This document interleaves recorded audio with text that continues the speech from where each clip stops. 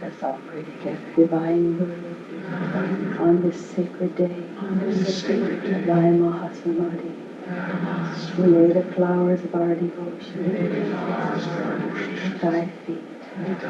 Receive. Thou art the blessed Guru, the shining light in our lives, guiding us to the shores of self-realization. Bless us that we may dedicate our lives, our minds, our hearts, our devotion anew at thy sacred feet.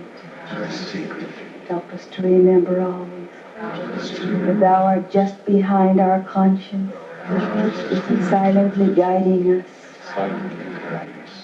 Awaken within us an ever-increasing yearning to know the will of God and to endeavor with increasing self-forgetfulness to follow that will. Om Shanti, Shanti, Shanti.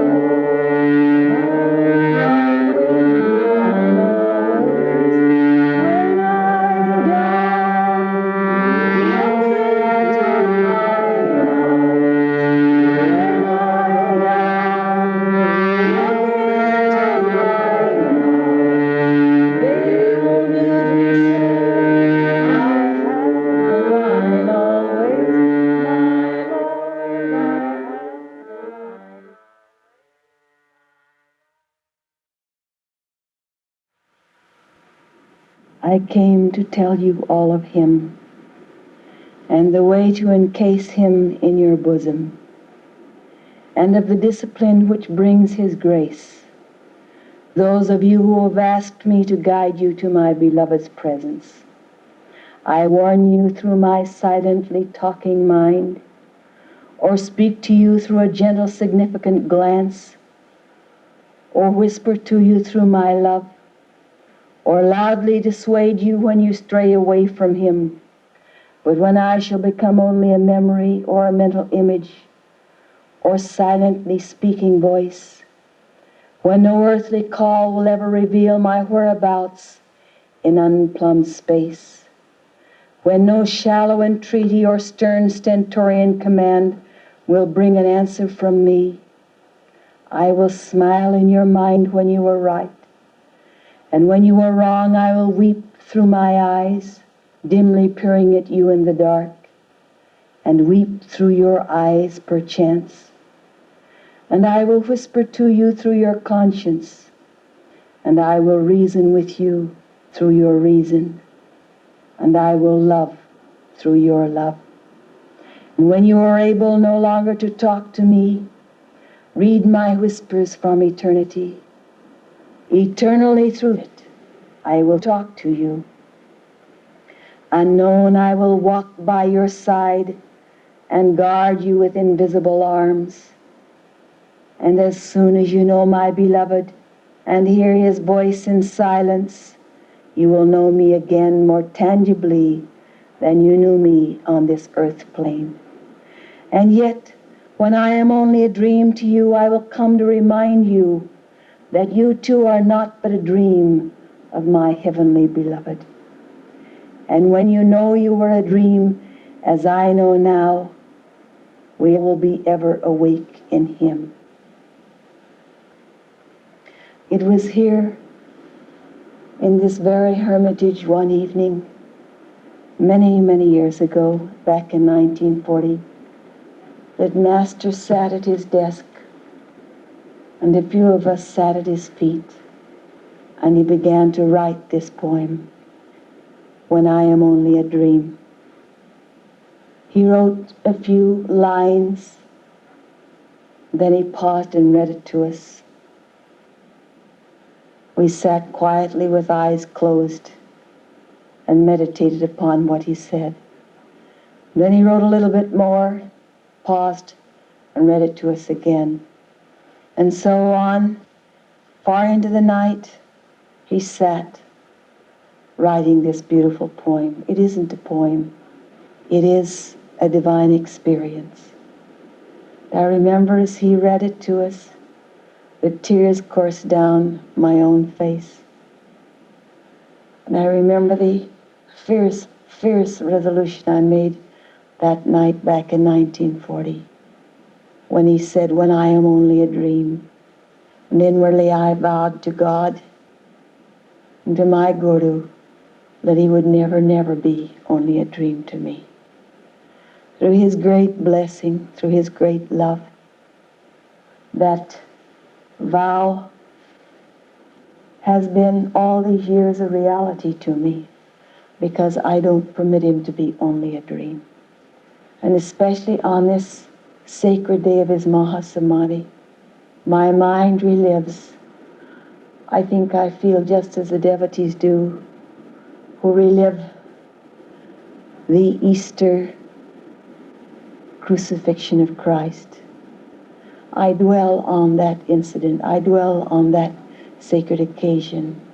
I don't think of it as a sad occasion, but rather as a time when my whole consciousness was so uplifted by the divinity that I beheld in my Guru, in your Guru, that it constantly inspires me and encourages me and uplifts me on the path. It brings him ever near. And I am remembering his words, to all those who think me near, to him I will be ever near. The world will never see his like again, not for many, many ages. And long after you and I are forgotten and become even faded memories, the life and the inspiration and the divinity of that great one whom we call Guru will continue to inspire souls around the world and remind them that they too can know God. That night on March the 7th, 1952, is a very real one to all of us who knew Master. On this day, I recall again in deep meditation that evening when we went with Master to that hotel where he was destined to speak. That was on a Friday. I remember on the Thursday before his Mahasamadhi, it was actually Friday, it was around 1 a.m, and he had been cooking out in the kitchen with some of us devotees, preparing foods for the ambassador. And I remember as we walked down the hall, Master paused before the picture of his Guru, and he turned and he said, do you know, it is but a matter of hours and I will be gone from this world. I have often tried to remember what my feelings were at that moment. I think that through Master's grace, my consciousness had become completely prepared for what was to take place, because at no time did I experience any kind of shock. In fact, for some days and months, Master had told us that the time of his sojourn here on earth was drawing to a close, and my consciousness began to be prepared because I wanted to feel no pain. I wanted to remember only the inspiration of the moment. And I remember the next morning when we went into Master's rooms, we saw him sitting quietly in that chair in his living room, absolutely motionless, eyes closed, body motionless, and his consciousness, we saw, was completely immersed within.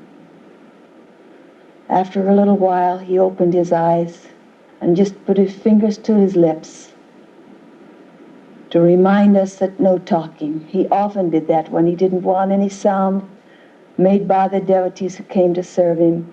He just motioned us to remain silent and not to speak.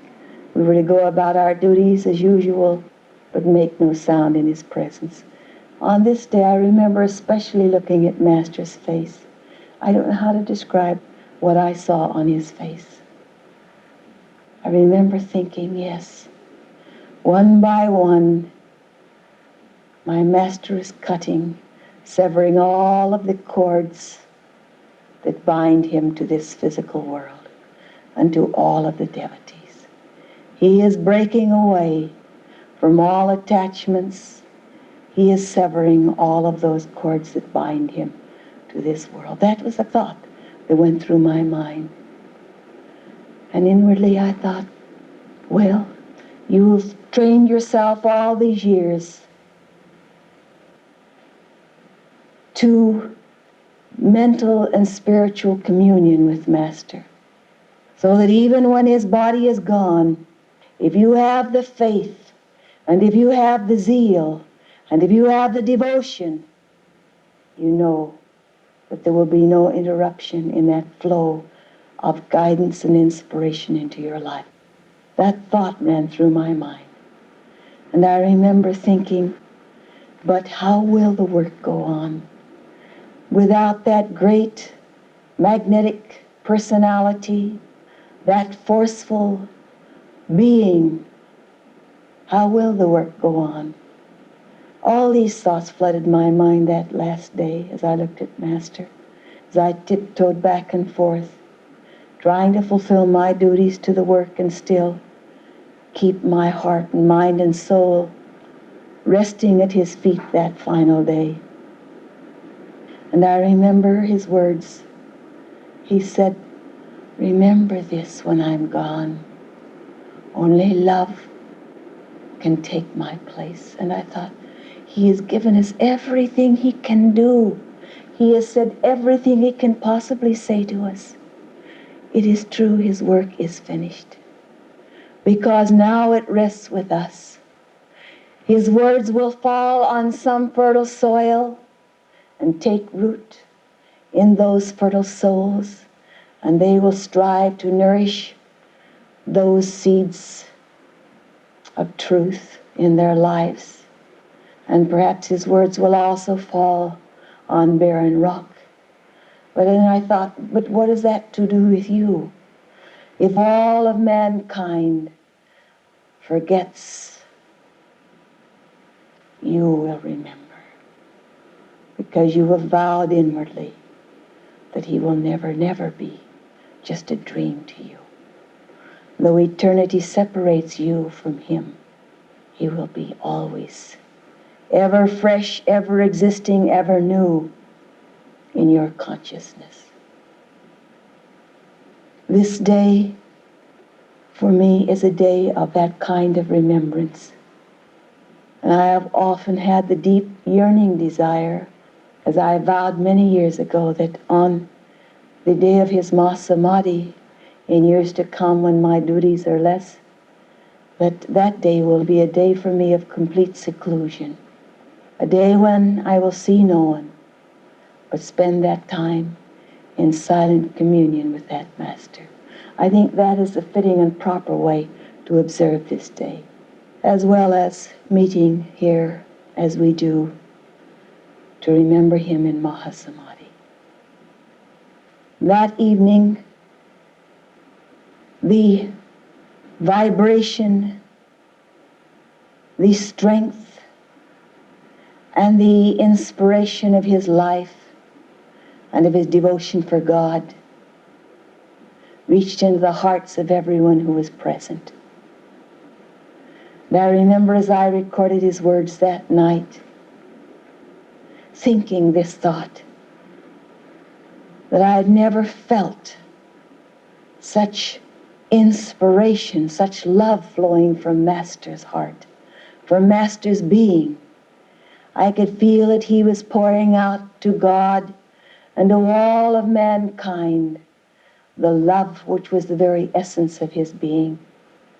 And it felt, I was so inspired as I was taking down his words, that it was as if my consciousness were transported to a higher and loftier plane. And as I recorded too, I remember thinking, any moment now, my Master will leave us. I knew, without doubt. There was never any doubt in my mind. I knew that night he would leave his body. It wasn't said in words except the night before when he said it was only a matter of hours. He didn't say where, he didn't say when. But my own soul knew that he would withdraw that night. And so I was prepared at any moment to rise from my seat. We were seated way back in the auditorium. In fact, we were put in a little anteroom. Master had wanted us to sit directly in front of him that night, but other devotees had been given those seats, so we sat in an anteroom. Now I remember thinking, I must be ready.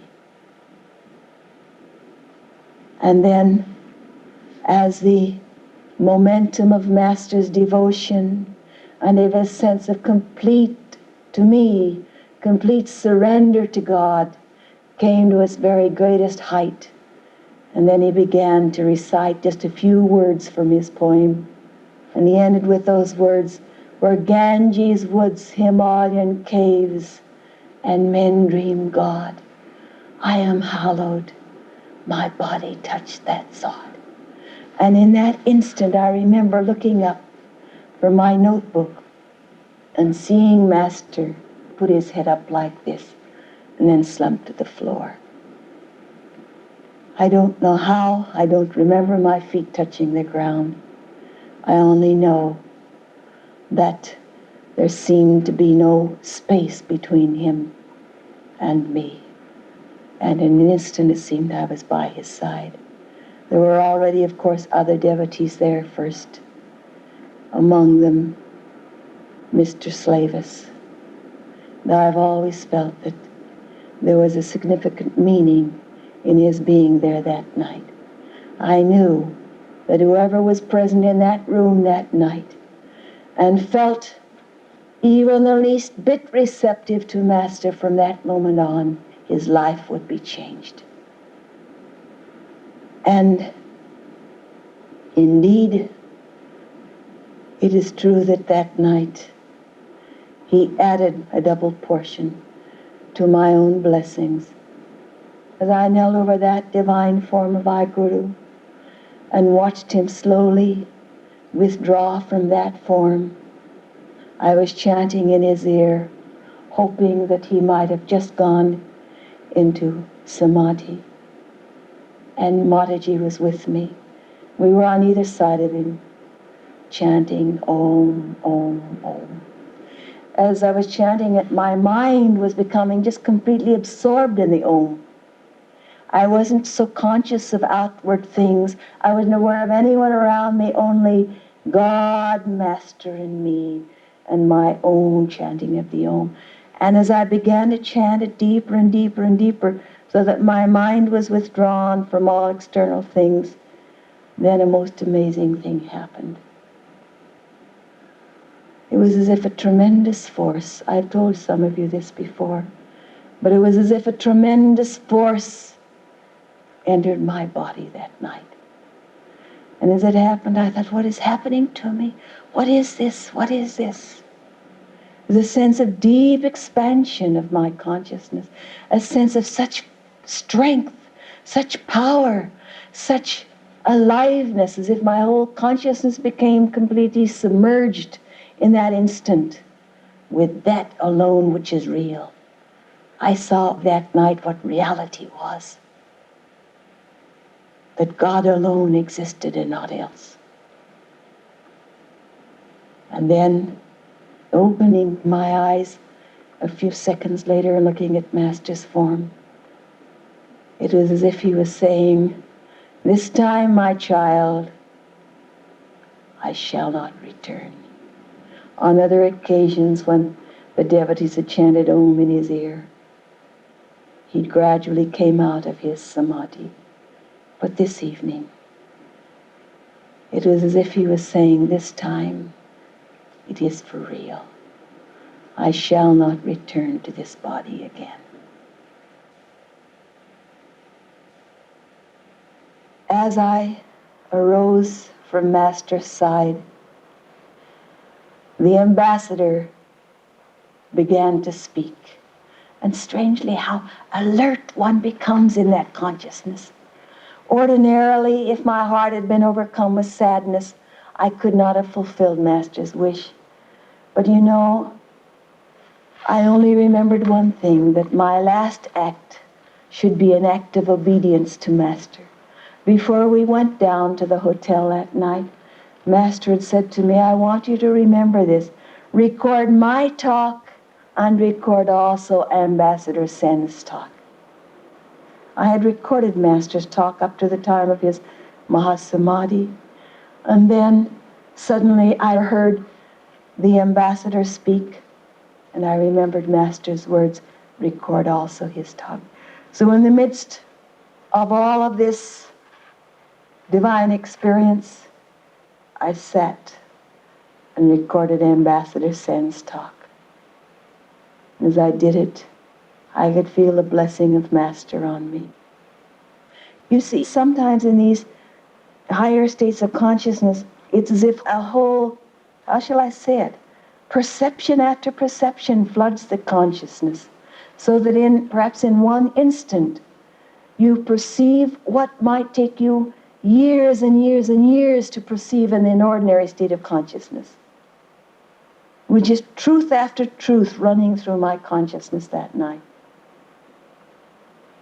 And through it all, one thought: now you must be strong. Now your work begins. And I thought, why are these thoughts going through my consciousness? This I know beyond any doubt, that on this anniversary of my own assuming the leadership, and I want to only dwell on that briefly, any good that I have done to his work, any good that I might ever do to his work, only he is responsible for it. To him all the credit and all the praise and all the blessing and all the thank you and all the appreciation go. On this day always I remember one thing only, and I take my consciousness back to it. I am only his disciple. He is the guru, he is the leader, he is the teacher. And to him all the credit. The only good thing that ever happened in my life, I should say, which makes me humbly thankful, was that great guru crossed my path. For that I am eternally thankful.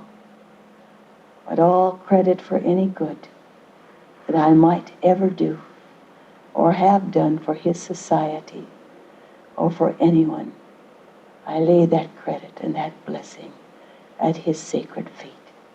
To him it belongs. And I have no doubt that whoever succeeds in the future to the leadership of this society, of this fellowship, will also assume that mantle which I felt Master give me that night. Of myself I could do nothing. All the credit goes to that divine Guru. Whoever thinks me near, said he, to him I will always be near. And only love can take my place. Each one of us have a special duty as disciples of this blessed Master. And that is to strive to so live our own lives and become so transparent that his light alone, his love alone might shine through this bulb of flesh. That can be done by striving always to walk in his footsteps, by striving always inwardly to live by those principles which he taught us, by remembering always, Lord, Lord, not my will be done, but only thy will be done. Thou art the doer, never I, never I. Thou art the doer. To strive always to lay a foundation of humility upon which the divine Guru can build the ladder of self-realization, that we might walk that ladder and attain the highest goal, which is God alone. That is our duty. That is our sacred privilege and our blessing in this life. His Master said to us in one of his talks, God is a jealous God, and he will never permit you to find perfection in human love. Become so immersed in God, night and day in meditation, and enjoy a selfless service to God alone, that you won't know when night passes and day begins. Your consciousness knows neither time, nor space, nor anything but one, God alone, God alone. That is our duty. It is our privilege. It is our joy. And in that divine duty, we find that supreme love which every one of us is seeking and has been seeking down through all of our lives and will go on seeking throughout eternity until we find fulfillment in God alone. As Master often said to us, when I am no longer here in this body, I shall quietly come and sit in the back and see how you all behave. And I often think of that. I often feel this way, that Master, I don't behold your physical form, but I have no doubt but what you are always silently watching me.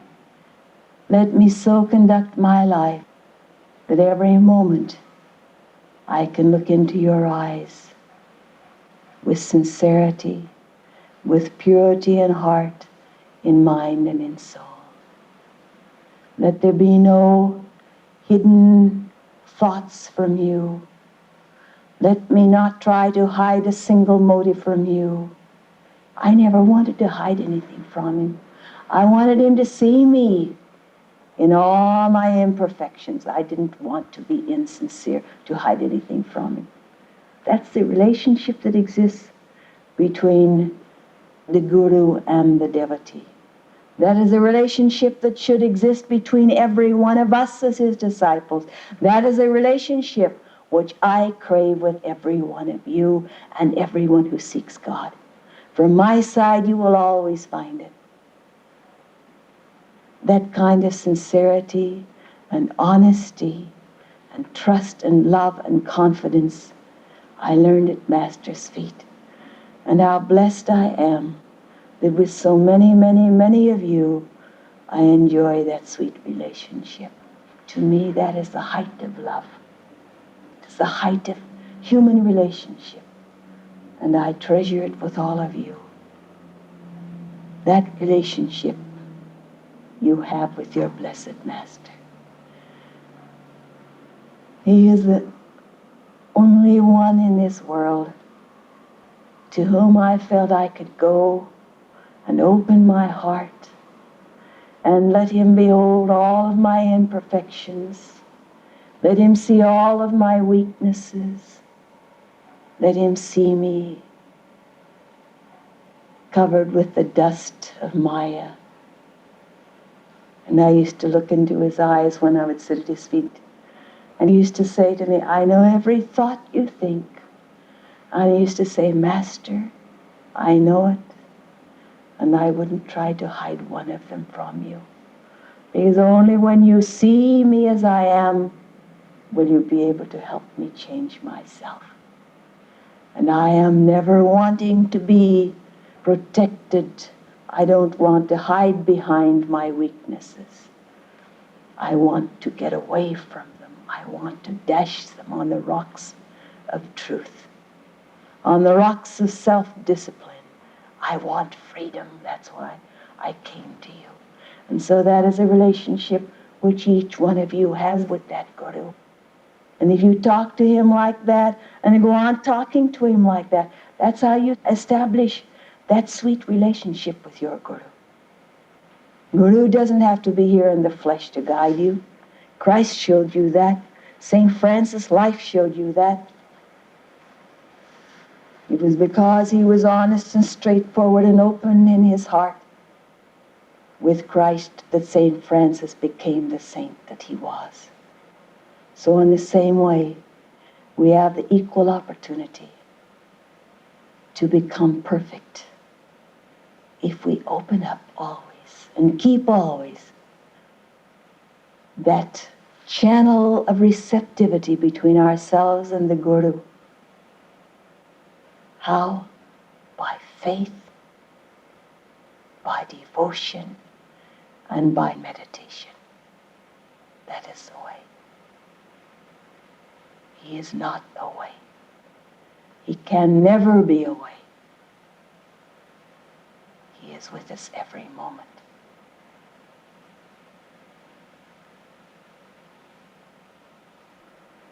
In Master's song of devotion and surrender to Divine Mother, he wrote this: I was made for thee alone. My hands were made to serve thee willingly. My voice was made to sing thy glory. My feet were made to seek thy temples everywhere. My eyes were made a chalice to hold thy burning love.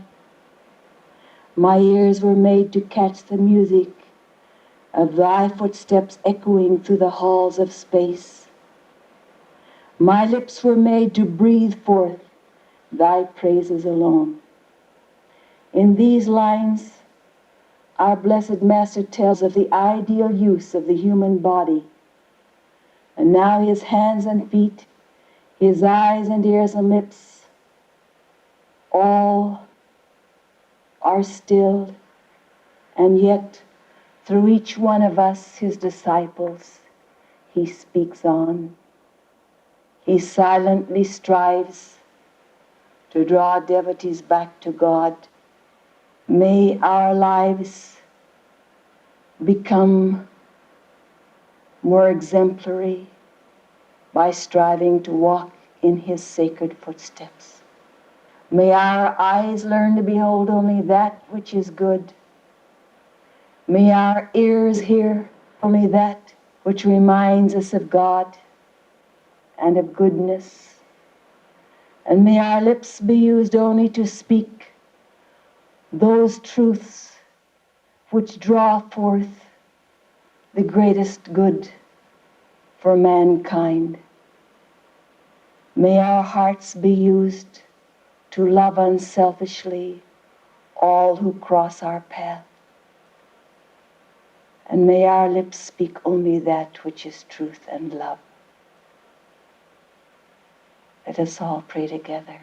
Heavenly Father, Mother, friend, my beloved God, bless us, O Divine Guru, Awaken within us deeper awareness of thy presence.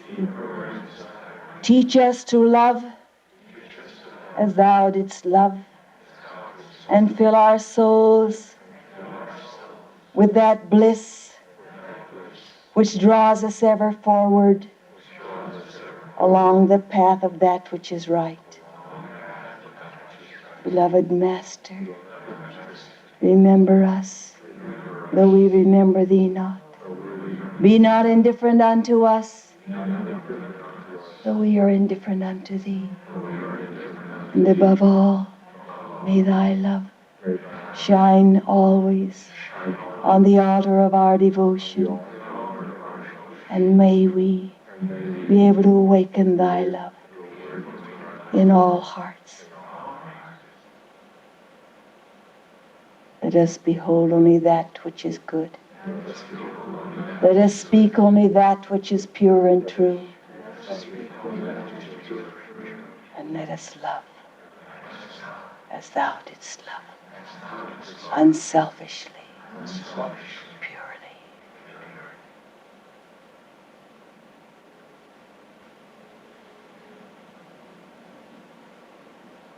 Om Shanti Shanti.